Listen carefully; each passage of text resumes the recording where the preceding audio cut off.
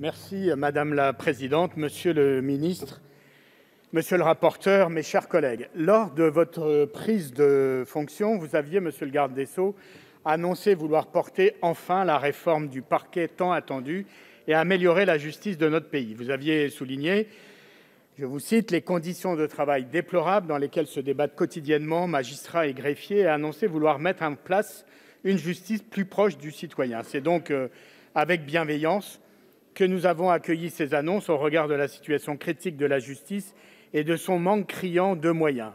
Hélas, nos espoirs ont été déçus. D'abord par la méthode de votre gouvernement qui, il est vrai, est un peu toujours la même.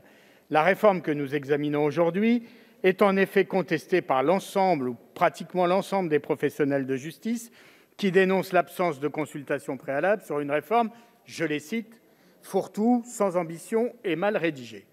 Ils considèrent en effet que cette énième loi, prétendant réconcilier les citoyens avec leur système judiciaire, est en décalage total avec la réalité des besoins de la justice.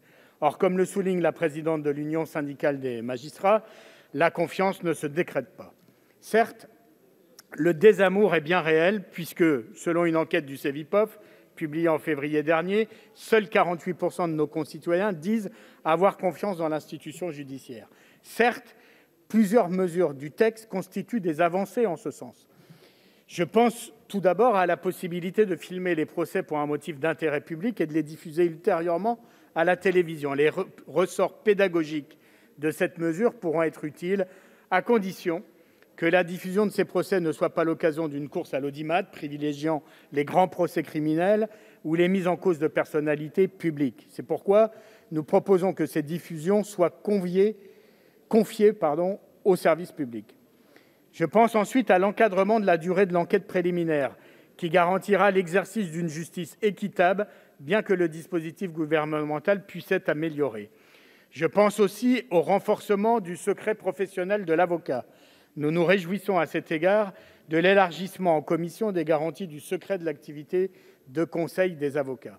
Je pense enfin au nouveau statut prévu pour les travailleurs détenus, lesquels donnent aujourd'hui lieu à parfois, pas toujours, mais parfois à des abus de toutes parts, en particulier s'agissant de la rémunération et du temps de travail. Nous serons donc très attentifs au décret qui sera pris par le gouvernement, mais, et vous avez raison sur ce point, il y a urgence à agir, puisque nous savons que les détenus ayant exercé une profession ou suivi une formation durant leur emprisonnement sont ceux qui présentent la plus faible probabilité de réincarcération. Pour autant, mes chers collègues, comment prétendre réconcilier le peuple et son système judiciaire en généralisant les cours criminelles départementales au détriment des cours d'assises qui, précisément, écartent le peuple des décisions qui sont rendues en son nom ? Comment prétendre restaurer la confiance entre l'institution judiciaire et la population quand les moyens dérisoires accordés à notre justice, notamment civile, empêchent les professionnels de tenir les délais impartis, contribuant ainsi à l'exaspération populaire ?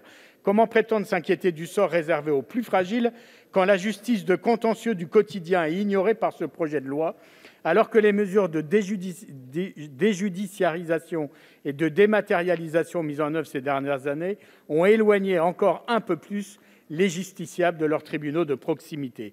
La justice civile rend 2,2 millions de décisions par an, contre 800 000 en matière pénale. Elle est donc au centre de la vie des Français. Pourtant, elle demeure toujours la grande oubliée des réformes. L'embauche d'1 millier de contractuels annoncés pour réduire les délais de traitement de la justice civile n'est pas suffisant pour nous rassurer. 1,3 million de dossiers judiciaires sont en souffrance, avec des délais moyens de traitement de 14 mois en première instance, voire de 17 mois en appel.